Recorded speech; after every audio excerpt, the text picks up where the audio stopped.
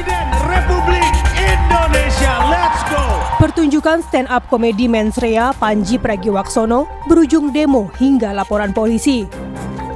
Dua organisasi masyarakat yakni Angkatan Muda Nahdlatul Ulama dan Aliansi Muda Muhammadiyah melaporkan Panji ke Polda Metro Jaya dengan sejumlah tuduhan.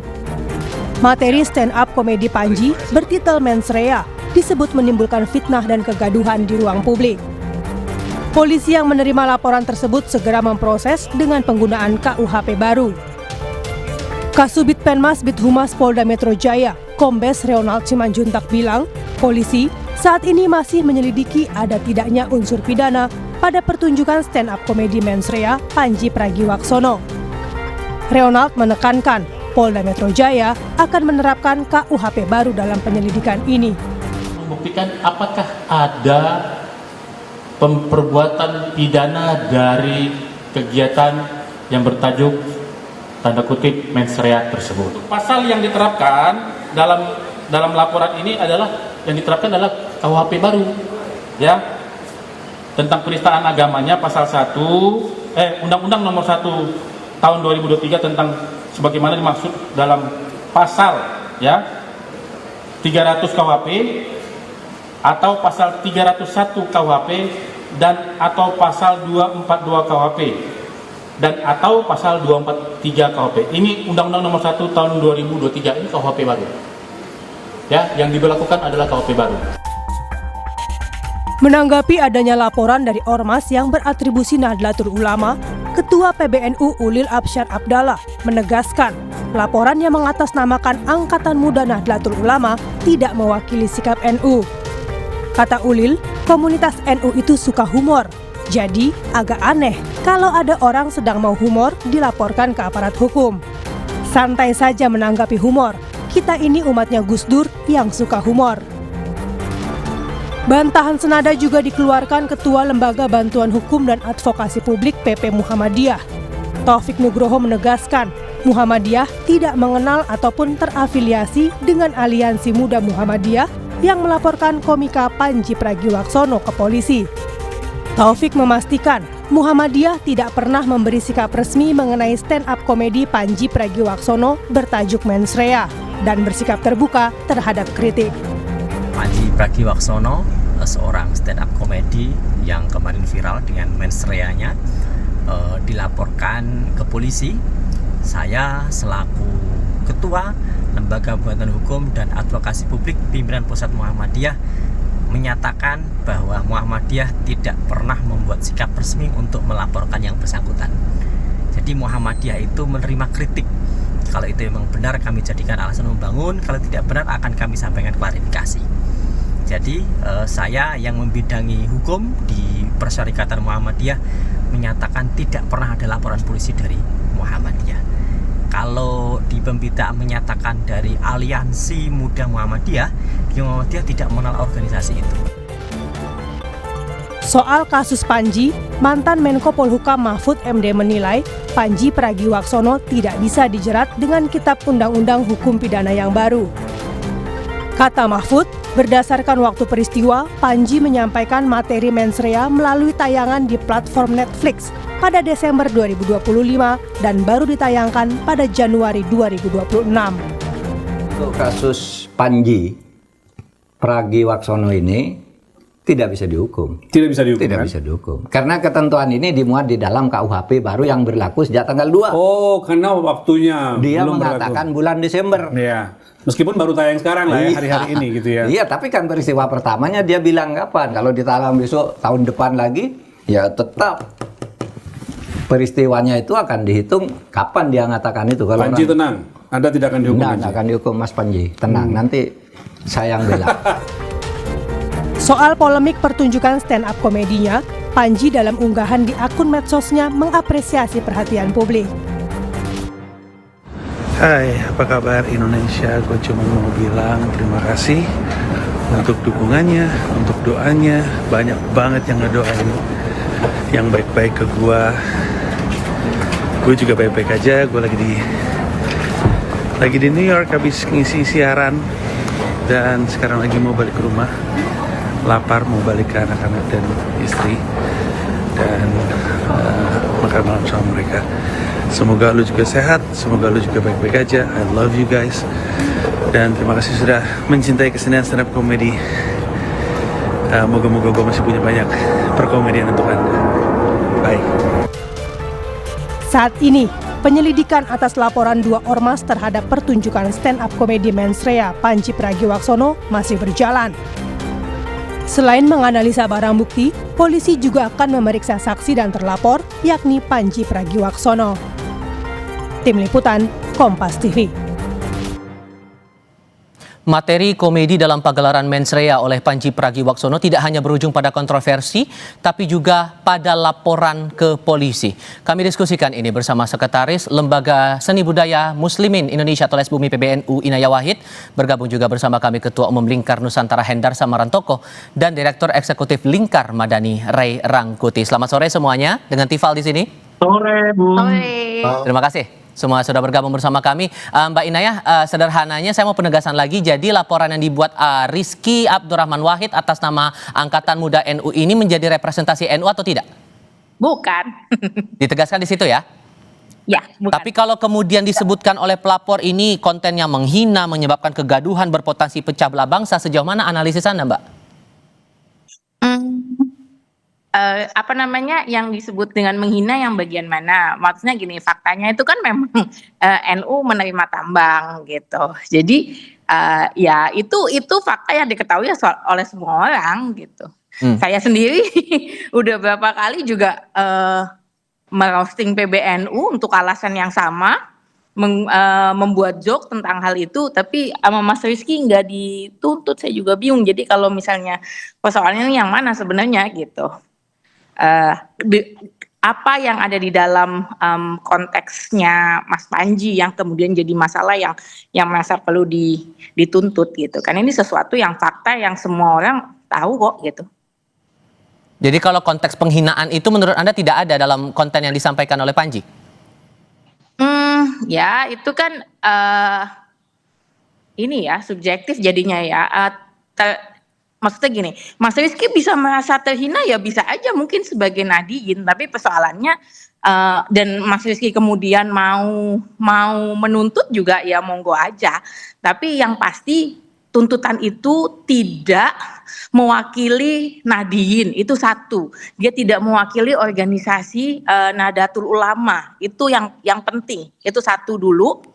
Yang kedua, bahkan nggak ada yang namanya aliansi muda NU, itu nggak ada, lembaga itu nggak ada di dalam NU sendiri gitu, itu nggak ada. Jadi nggak tahu dia itu mewakili siapa.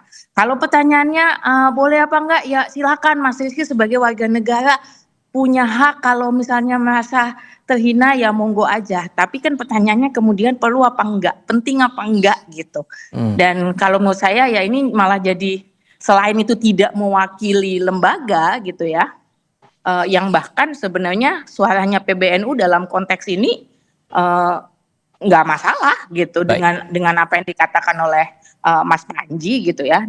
Dan yang agak ironis ini sebenarnya adalah karena yang nuntut namanya Abdurrahman Wahid gitu, yang kalau dalam konteks NU gitu ya, Baik. ini jauh banget orang yang namanya Abdurrahman Wahid di NU itu.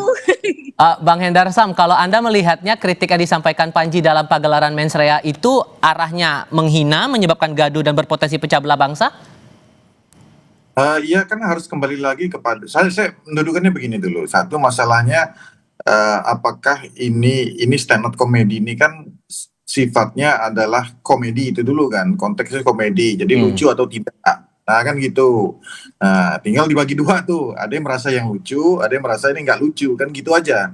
Nah sebenarnya konteks dasarnya itu di situ. Nah kemudian berikutnya bahan yang digunakan, ya kan? Bahan yang digunakan ini saya nggak mengatakan ini kritik sebenarnya, lebih kepada satir sebenarnya. Ya. Kata-kata satir yang digunakan untuk quote and quote menyindir pihak-pihak tertentu, kan seperti itu. Nah kalau satir memang agak sulit untuk diimplementasikan ke dalam suatu tindak pidana, kan gitu. Apalagi Mas Panji juga sudah sepertinya sudah sangat mempersiapkan diri, sudah sangat mempersiapkan ya dalam materinya itu dengan kata-kata yang mungkin cukup tergolong aman ya kan menurut keyakinan saya kan dan lain sebagainya kan hal tersebut sudah beliau persiapkan dengan hal tersebut. Sehingga wajar nggak kalau kemudian dilaporkan ke polisi menurut Anda, Bang? Iya kalau masalah wajar nggak wajar kan setiap orang boleh ngelaporin, cuman masalahnya bisa it works atau tidak kan gitu kan. Ini bisa berjalan apa tidak. Nah, makanya saya kembali kepada konteksnya tadi yang dilaporkan pasal 300 dan 301 KUHP mencontohkan ini berhubungan dengan penghasutan di muka umum yang bersifat permusuhan atau kebencian terhadap agama dan atau kepercayaan dan penyebarannya. Baik. Sekarang masalahnya kan yang disindir kan organisasi masyarakatnya kan gitu. Ormas yang disindir nih ya kan bukan masalah agama atau kepercayaannya. Nah itu pasalnya menjadi gugur terkait dengan masalah itu kan. Oke. Habis itu ada pasal 242 dan 243 KUHP. Ini yang baru ya, kan. Dengan ujaran permusuhan terhadap golongan penduduk atau yang penyebaran bisa menyebabkan kekerasan atau gangguan keamanan. Nah, Oke, poinnya? Ini harus ada kekerasan juga. Dari sini harus ada kekerasannya, ada akibatnya terkait dengan hal tersebut. Jadi sebenarnya saya selesaikan dulu. Oke. Biar menyeluruh ya. Jadi dari sisi materialnya seperti itu. Nah dari sisi formalnya, kalau dari sisi formalnya dari sisi jangka waktu seperti tadi dikatakan oleh Prof. Mahfud tadi, ya kan, ini di launchingnya pada akhir Desember, sedangkan KUHP yang baru itu baru berlaku 2 Januari. Jadi bisa ada perdebatan mengenai masalah ini masuk KUHP yang baru, rezim KUHP yang baru atau yang lama. Kalau dia laporkan pakai KUHP yang baru, ya artinya laporannya terus terang akan otomatis menjadi gugur. Dia harus buat laporan baru. Nah kemudian yang penting juga ya kan dari aspek sosial kita melihat kan bahwa malah laporan seperti ini, reaksi yang seperti ini yang ditunggu-tunggu oleh Panji itu sendiri sebenarnya. Ya. Kan ditunggu-tunggu menjadi satu Panji mendapatkan benefit secara materi dari hal ini. Dia mendapatkan karena ini kan berbayar kan, tayangannya berbayar, ya, dia mendapatkan benefit secara materi dari materi yang dia lakukan ini. Terlepas daripada apakah ini ada sifatnya kemudian masyarakat kita terpecah, tapi dia mendapatkan materi, mendapatkan benefit dari sini. Kemudian, singkat saja sebelum saya kasih ke Bang Rey. Ya nanti ya. Dengan adanya laporan ini, engagementnya menjadi malah makin naik. Panji ini bisa menjadi dia bisa menggunakan sudut pandang sebagai seorang korban dari target kriminalisasi kan seperti itu. Saya kasih giliran sekarang. Semua pihak.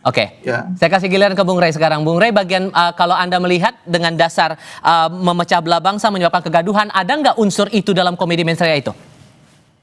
Ya nggak ada. Masa gara-gara komedi bangsa ini terbelah? Ya nggak ada aja gitu. Urusan pilkada tidak langsung dan langsung aja sekarang yang diribut orang biasa aja nggak terbelah sebegitunya. Oke, kembali ke konteks yang diadukan ini. Kalau Anda melihatnya ini dasarnya belum kuat kalau begitu. Lah dari dulu kan bangsa kita ini bangsa guyon. Masa gara-gara guyon sensitif amat. Apalagi di kalangan NU. Tanya tuh Inayah tuh. Guyon tuh udah sehari-hari gitu loh. Nggak ada orang yang tersinggung dengan guyon apalagi main polisi. Nah aneh juga bagi saya ada warga NU yang tiba-tiba pakai guyon kok malah dilaporkan ke polisi pakai narasi memecah belah bangsa itu kejauhan. Jauh sekali gitulah kira-kira. Itu satu. Nah, yang kedua yang menarik bagi saya itu adalah rencana polisi manggil para saksi-saksi, termasuk di dalamnya seorang yang terlapor. Padahal kalau menggunakan KUHP yang sekarang, itu otomatis sudah bisa ditolak oleh polisi. Karena tidak termaktub seperti yang disebutkan dalam undang-undang. Bahwa yang melaporkan itu adalah objeknya. Individunya langsung, nggak bisa diwakilkan oleh siapapun gitu. Nah, kecuali individu itu mewakilkan dirinya kepada orang lain, itu lain gitu. Nah, ini kan ditegaskan oleh NU sama Muhammadiyah. Kedua organisasi ini tidak termasuk bagian dari NU dan Muhammadiyah secara struktural. Dengan sendirinya gugur. Maka polisi dengan sendirinya ya sudah harus mengecualikan itu karena istilahnya legal standingnya udah nggak ada gitu loh. Nah, kalau kemudian dari pihak NU, sorry saya potong Bang Rey, kalau kemudian dari pihak NU Muhammadiyah mengaku tidak menjadi representasi atas laporan yang dibuat di Polda kemarin itu, maka menurut Anda, analisis Anda, siapa yang dibalik aduan ini, siapa pihak yang menginisiasi adanya laporan itu ke polisi? Ya kita nggak tahu, kalau kita kait-kaitkan misalnya dengan Gibran, ya Gibrannya juga kan menolak. Oh bukan saya juga kurang setuju tuh, kan kata Gibran. Iya. Nah kita nggak tahu juga nih, ini koordinasinya gimana nih gitu. Tapi ini oke, siapapun bisa lah ya menggerakkan itu untuk kepentingan apa, tapi menurut saya mereka kurang sensitif dengan pertumbuhan situasi yang seperti sekarang, ya kan? Mereka mestinya baca, ini kan kali pertama dalam sejarah Republik ada stand up yang mau ya ditonton oleh orang 10.000 orang dalam waktu yang bersamaan di dalam stadion gitu ya, dan uniknya mereka bayar gitu loh. Oke. Jadi itu aja sebetulnya udah mengindikasikan kepada kita nuansa masyarakat kita sekarang, nuansa yang ingin meluapkan kritik sebanyak-banyaknya. Baik. Dan itu ketemu di Panji, bahkan untuk mau kritik aja pun mereka mau bayar kok gitu. Oke, singkat untuk masing-masing mendapat giliran. Mbak Inayah, kalau menurut Anda ini kan sudah diadukan ke polisi nih. Menurut Anda polisi perlu menindaklanjuti atau tidak? Karena janjinya ya bakal ditindaklanjuti pakai KUHP baru pula. Enggak. Alasannya? Ya itu tadi kayaknya semuanya udah membahas. Kayaknya malah ya tadi itu loh. Jadi itu kan orang tuh udah nonton duluan ya, 10.000 orang itu live gitu. Kalau emang memecah belah dari awal tuh udah pecah harusnya gitu dari waktu nonton live-nya. Tapi kan ini enggak gitu. Jadi sebenarnya kemudian poinnya apa? Tidak si Mas ini juga Mas Rizky itu enggak mewakili PBNU, enggak mewakili Nahdien, kami enggak merasa diwakili, bukan suara lembaga resmi gitu. Terus kemudian ya jadi poinnya apa? Jadi kalau menurut saya sih polisi enggak usah diterusin, ini enggak kemana-mana gitu. Ada kemungkinan nggak NU buat nuntut atau melaporkan balik si pengadu ini, karena kan bawa-bawa NU juga, tapi kan ternyata tidak jadi representasi NU nih Mbak?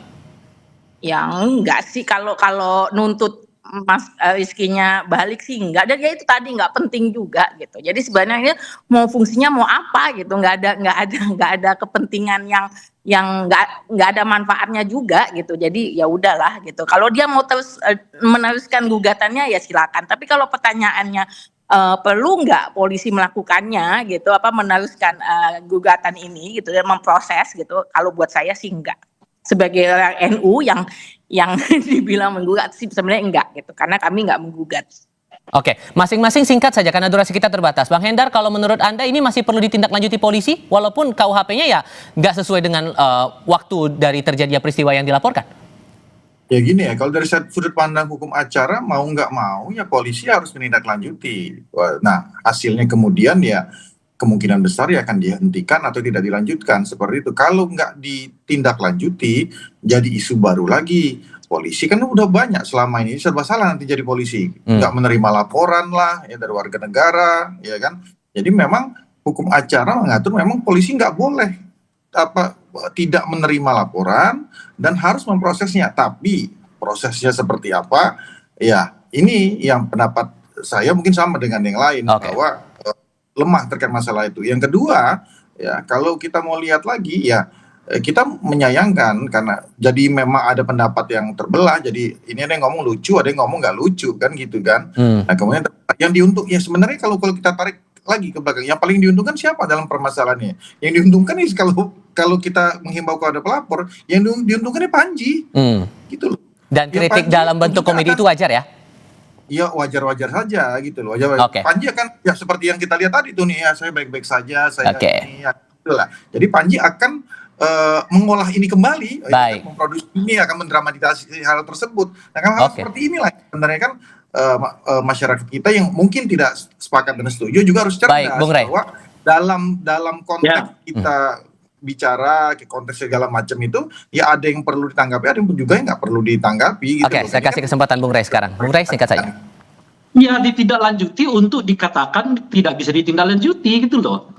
Jadi administrasinya tentu ditindaklanjuti, tapi kan dibaca pasal-pasalnya ini nggak tepat. Yes. Ya tentu pakai KUHP yang baru karena pelaporannya itu kan pada tanggal berapa tuh di bulan Januari itu di mana KUHP itu sudah berlaku. Baik. Artinya pendekatannya jelas dan pakai KUHP yang baru. Itu satu. Oke. Nah yang kedua, kalau tidak, ini ujian juga bagi polisi. Sejauh apa polisi benar-benar dapat bersikap objektif terhadap pelaporan-pelaporan masyarakat.